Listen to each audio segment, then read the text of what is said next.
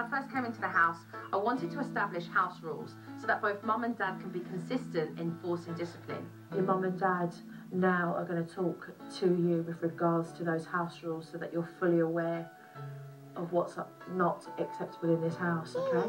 The first thing is no hitting each other. I realize we're going to wrestle around a little bit and play, but there is a line and we constantly go over it. And I'm looking at you, yes. How'd you get that mark on your face? You gave it to me the other day. Yeah, that's right, son. Yeah. What do you mean, yeah, that's right, son? Hey, Casey felt really proud that he had wrestled his dad down to the floor very aggressively without listening to his dad when he said stop. And I just realised that Dad has given his son mixed messages, so I wonder why it's chaos upstairs. You know the stuff that you do in the ring when you wrestle is the stuff that you do as a sport. There is a line when you know when somebody says stop, that's enough, that you respect that. And I want you guys to respect what your dad's saying, because, let's face it, your mum and dad are in charge here. What's another house rule, Gina? Well, I think the verbal abuse amongst each other is just as painful as the physical abuse. That's a house rule. So I think we all want to get on the same train, right? We're all going in the same direction, which is, I'm pleased to see. Once Mum and Dad had established the house rules, what I did was give the kids a chance to voice their opinion about how much they want discipline as well. Come and take a seat next to David, Gina. I had the kids use balloons, so as they were telling their parents what they hadn't enforced in the past, they realised was full of hot air.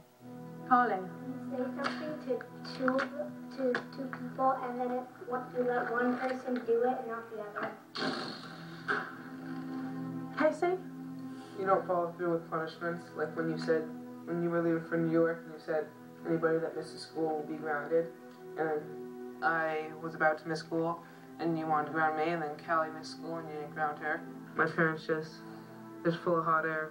They'll say one thing and completely switch it.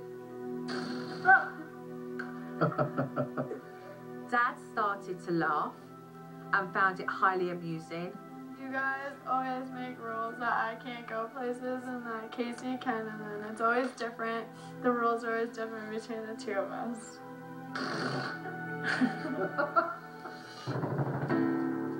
No, stop for a minute. Can you come with me, please? I felt really frustrated because I'm in there helping this family really set some boundaries and some strong discipline for the aggressive behaviour. And there I am watching one of the parents not taking this whole thing seriously. So I pulled David aside and took him upstairs so I could have a really firm word with him. Do you want to be in a place where your son muscles up to you at 16 and says, let's have it, let's go? No. Do you want confrontation with him? No. Do you want your daughter pregnant at 17? No. Because she couldn't come to you? Absolutely not. I felt like a schoolboy going to the principal. But I understand and recognize that it had to be done. I can't continue to be the jokester all the time. Your kids need a dad, yeah, who can take them seriously and not laugh at everything. David's in this situation because he wasn't good at laying down firm boundary lines and holding his place as the father of this house, and these kids in turn have got no respect for him. I have a small amount of time with you, and if I need to put my foot on your backside and say, let's take this seriously, then I will. So if he wants change, he's got to realise that he can be this goofy dad, but he's also going to have to be firm at times as well. And I'm going to make you proud of yourself as a father when you and I are done. Okay. All right? Trust me. Okay. Let's go.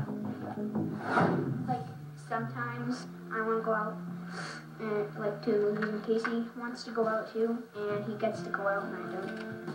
Felt better so they know how we feel when they don't follow through. So when you're inconsistent with discipline, or when you set something up and you don't follow through,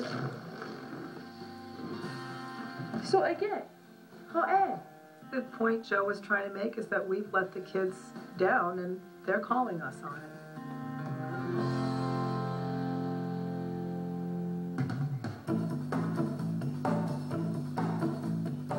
The next day was all about teaching Casey to respect the word stop, whether he's at home or on the wrestling mat. Simple as that.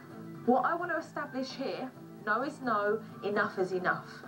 When you're back home, when you're messing around and you're goofing around, remember that you're having fun and you're enjoying it, but at the same time, when no is no, it's no. When enough is enough, it's enough. Casey needs to realise that even though he obeys the rules when it comes to wrestling at school, he needs to apply the same when he's at home. But he got too rough with his brother. Work your way up. Sometimes when I wrestle with my brother, I don't feel comfortable. I think that Casey goes after me and hurts me.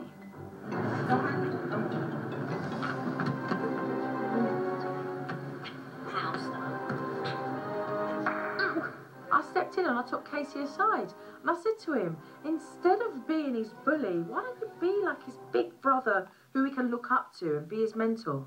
Show him how to use his grip properly so that it benefits him. Good teaching, Casey. Well done, Corey.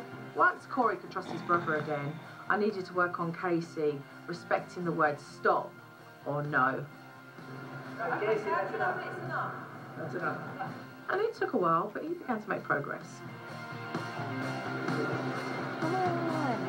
I think if I use the discipline that I have when I'm training for a match, like at home, that would be good, because I'll be a good kid. Alright, good. This is good stuff, huh? All right, so look, I'm pleased with what I've seen here today because I've seen a lot of control on this mat. We can still have our fun. We can still play, but we have to have a healthy boundary there. Casey, I think, has really understood that very clearly. You're going to give his dad a hug. You might just have to kiss him.